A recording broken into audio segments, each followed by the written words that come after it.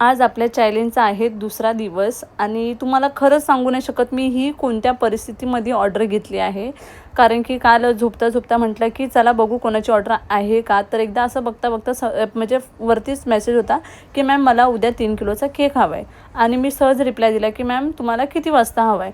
तर त्यांचा लगेच रिप्लाय आला. तर आमचं रात्री 1 ते 2 वाजेपर्यंत बोलणं होतं आणि त्यांनी मला सगळे फोटो वगैरे पाठवलेले की त्यांना कसा केक हवा आहे सगळ्या गोष्टी.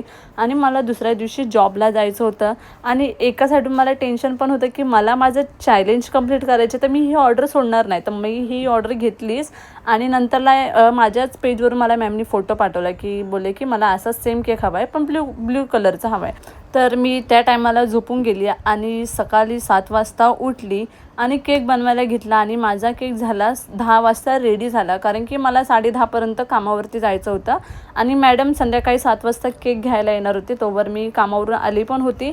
तर म्हणजे मला स्वतःला विश्वास नाही बसत की मी हा केक 3 तासामध्ये कंप्लीट केला आणि एवढा सुंदर होत होता. मी लास्टला मॅडमचा फीडबॅक आणि सगळ्या गोष्टी शेअर केल्या आहेत, तर तुम्ही जाऊन नक्की बघा.